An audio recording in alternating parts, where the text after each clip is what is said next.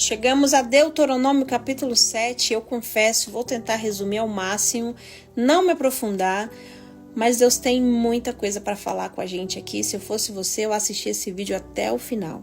Não deixe de comentar, deixar seu like, salvar, compartilhar. Assim você ajuda esse vídeo a alcançar mais corações e muitas vidas para a glória de Deus. Amém? Vamos de Deuteronômio capítulo de número 7, porque aqui o povo já está muito perto de entrar em Canaã. Canaã é a terra que Deus havia prometido a Israel. E aqui Moisés precisa falar com o povo sobre identidade, porque mais difícil do que chegar em um lugar novo é chegar nesse lugar e permanecer sendo quem Deus nos chamou para ser. Israel passaria a viver no meio de povos que possuíam outros deuses, outros altares, outras práticas religiosas e outra maneira de enxergar a vida.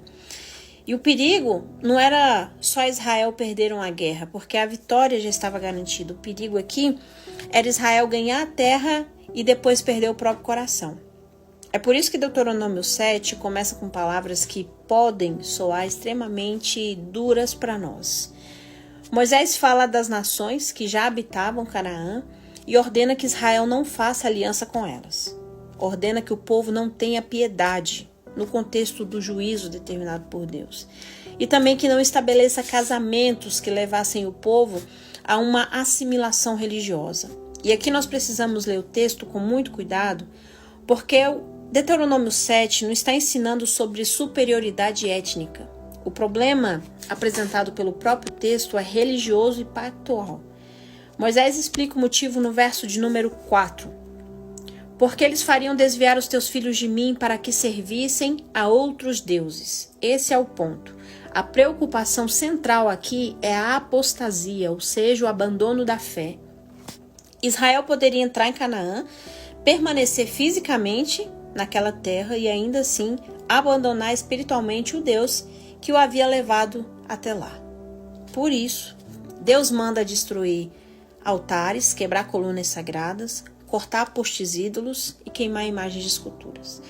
Não porque Israel deveria aprender a odiar pessoas, mas porque não poderiam transformar a idolatria em uma decoração cultural. Aquilo que Deus havia condenado não deveria ser preservado por Israel como algo inofensivo. E aqui nós já aprendemos o primeiro princípio. Tem coisas que parecem pequenas enquanto estão fora de nós, longe de nós, mas se tornam devastadoras quando conquistam espaço dentro do nosso coração. Por isso a santidade ela também exige discernimento, porque nem tudo precisa ser experimentado, nem tudo precisa ser mantido por perto, nem toda influência merece acesso ao nosso coração. Nós não aplicamos a guerra de Canaã literalmente à nossa vida cristã como se pessoas fossem nossos inimigos, nossos cananeus. Isso seria uma aplicação muito errada do texto.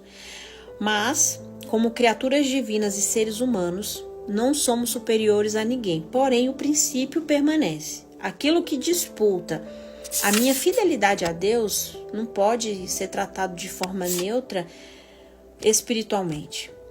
Então, Moisés explica o porquê que Deus está sendo tão cuidadoso com Israel no verso de número 6. Porque tu és povo santo ao Senhor teu Deus. O Senhor teu Deus te escolheu para que fosse o seu próprio povo. Percebe a ordem? Primeiro Deus diz quem Israel é, povo santo. Depois explica como Israel deve viver. Essa ordem ela é fundamental. Na Bíblia, a santidade não começa com um comportamento tentando produzir uma identidade. A santidade é uma identidade recebida de Deus que passa a produzir o nosso comportamento. Aprendeu? Entendeu? Vou repetir. Santidade não começa com comportamento tentando produzir identidade. Santidade é uma identidade recebida de Deus que passa a produzir o nosso comportamento. Israel deveria viver diferente porque pertencia a Deus e ponto final. E então surge uma pergunta: por que Israel? Será que eles eram um povo extraordinário, numeroso, militarmente superiores, moralmente impecáveis? Não, Moisés destrói essa possibilidade no verso de número 7. Não vos teve o Senhor afeição, nem vos escolheu porque eram mais numerosos do que qualquer povo, pois eram o menor de todos os povos, mas porque o Senhor os amava. Deus olha para Israel e praticamente diz: não pense que a minha escolha começou na grandeza de vocês, mas porque o Senhor vos amava. Verso de número 8. E por que Deus amou Israel? Porque Deus amou. Ponto. Moisés não entrega aqui ao povo uma característica humana que explique o amor divino. Ele aponta para o próprio Deus. A origem dessa aliança não estava na grandeza de Israel, estava na fidelidade do Senhor à promessa que Deus havia feito aos pais, Abraão, Isaque e Jacó. Israel não poderia olhar para Canaã e dizer: nós chegamos aqui porque somos os melhores. Não. Eles chegaram em Canaã porque Deus foi fiel. E isso mata a nossa arrogância espiritual, porque quanto mais nós compreendemos a graça de Deus, menos motivos nós encontramos para nos considerar superiores a outras pessoas. Só quem sabe de onde Deus o tirou, não transforma a eleição em troféu, transforma a eleição em responsabilidade. Deus me salvou, então eu vivo da forma que lhe honra e lhe agrada. Ponto final. Aí Moisés diz, no verso de número 9, saberás, pois, que o Senhor teu Deus é Deus fiel. Observe aqui que interessante. Israel está diante de povos novos, cidades novas, desafios novos, mas Moisés não apresenta um Deus novo. Ele manda o povo lembrar do caráter de quem eles já conheciam. O cenário iria mudar, mas Deus não. E isso era essencial. Por quê? Porque quando nós entramos em ambientes desconhecidos, frequentemente nós começamos a interpretar Deus pelas circunstâncias que vivemos. Se tudo está dando certo, Deus está comigo. Quando as coisas começam a dar errado, nós começamos a questionar onde é que está Deus? Deus me abandonou? Se era realmente para eu estar neste lugar? Moisés está ensinando o povo a fazer e a pensar exatamente o contrário. Não interprete Deus pelo tamanho do gigante que está diante de vocês. Interprete o gigante à luz do Deus que vocês já conhecem. As circunstâncias mudam, o caráter de Deus, não. Ele é fiel, ele guarda a aliança, ele mantém a misericórdia, ele cumpre com a sua palavra. Por isso que a memória se torna tão importante em Deuteronômio. Israel precisava lembrar quem Deus era, para não ser seduzido por aquilo que Canaã iria oferecer.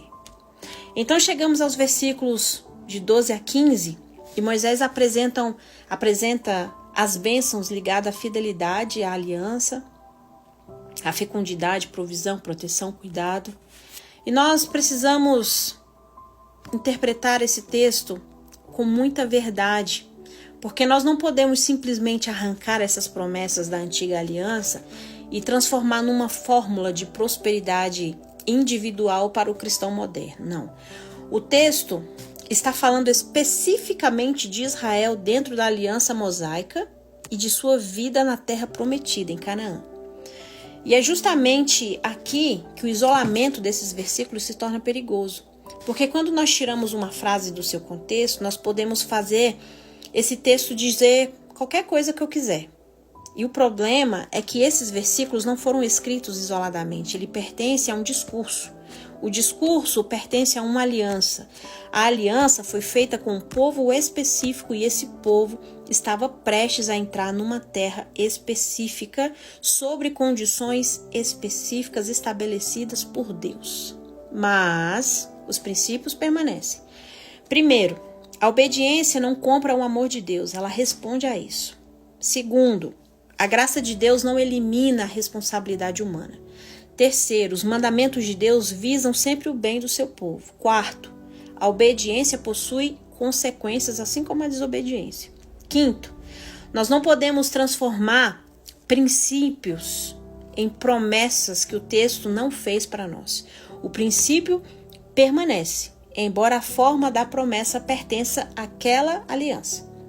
Ou, de maneira ainda mais didática, nós não tomamos para nós tudo o que foi prometido para Israel. Nós aprendemos, através do que foi prometido para Israel, quem Deus é, como ele se relaciona com seu povo e quais princípios continuam verdadeiros à luz da nova aliança. Então aparece outro problema e eu vou te convidar a ir para a parte 2 desse vídeo para que esse aqui já alcance o máximo de pessoas possíveis. Vamos para Deuteronômio capítulo 7, parte 2.